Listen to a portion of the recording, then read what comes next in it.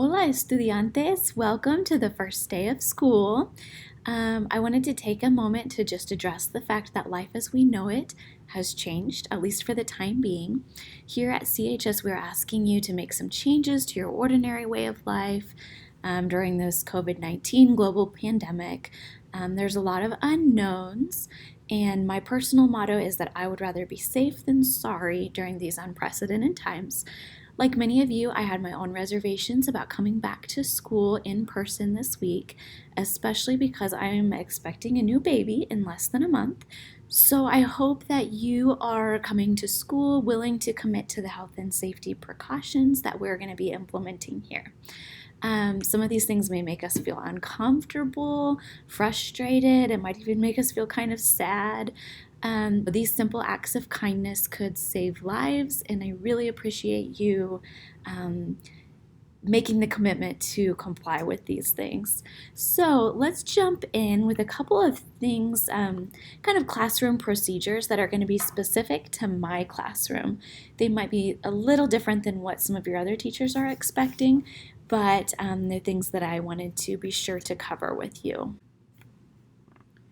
Procedure number 1, wearing facial masks that cover the mouth and nose. The wearing of masks in the school building is required unless you have a doctor's note that exempts you from wearing one for medical purposes. Please do your absolute best to keep your mask on and covering both your mouth and your nose at all times, even if it's uncomfortable. This is especially important anytime you are speaking, singing, coughing, or sneezing. If your mask becomes soiled and you need a new one, let me know. I'll try to keep some extras on hand.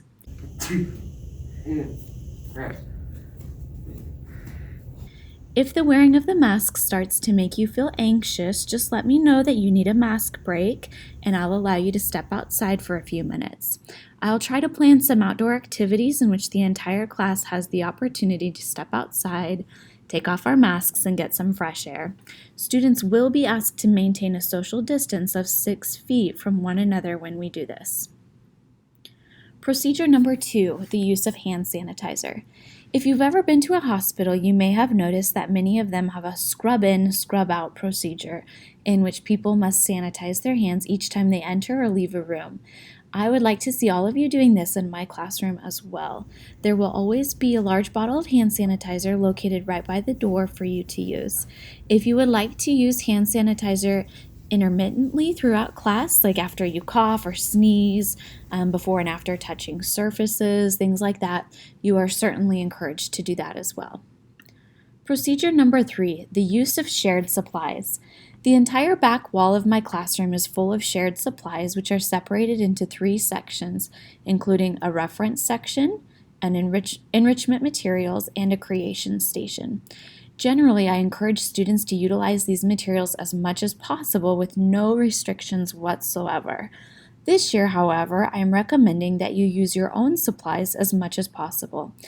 If you need or want to use any of my supplies, you are welcome to do so, but I would ask you to do 2 simple things for me. First, please use the hand sanitizer before and after touching the supplies. Second, please place the supplies in the items that need sanitized bin when you are done with them. This bin is located near the hand sanitizer as you exit the room. Procedure number 4, desk arrangement and seating charts. One of my favorite things about teaching and learning is giving students opportunities to work collaboratively in pairs or small groups when learning.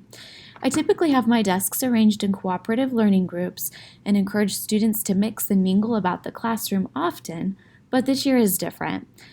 The desks have been arranged in staggered rows in order to allow for social distancing, and seating charts exist so that contact tracing can be done if needed.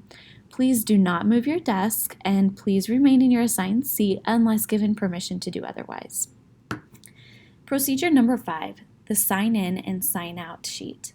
In order to prevent some of the issues that can come from shared or touched surfaces, I will have sole responsibility of the sign in and sign out sheet this year. If you need to leave the classroom to use the restroom, step outside for a mask break, go visit another teacher, anything like that, you'll need to request my permission first. So on the sheet, I'll record the time you leave and come back, as well as your desired destination. Please be mindful about leaving the classroom and try to do so during independent work time rather than in the middle of a lecture or a whole group discussion. Procedure number 6, backpacks and personal items. Please be considerate and try to keep your personal items put away at all times. If you are able to, place your items under your own desk and only take out the items you need when you need them. Water bottles should be placed on the floor instead of on desks in order to prevent possible spills on laptops or papers. Number 7, assisting with classroom cleanup. Much of the work that our custodians and teachers are doing this year involves sanitizing, so please do your part to help keep our building clean.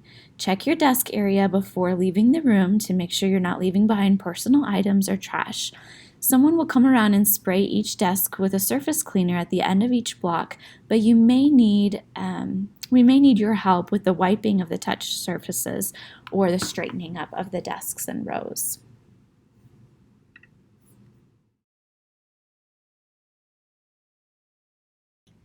Okay, that pretty much sums up the new procedures for my classroom this year.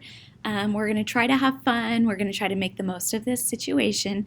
And again, I want to thank you all in advance for doing your best to comply with these new restrictions and procedures, even though they are new and different and maybe uncomfortable for us. So thank you, and let's have a great school year.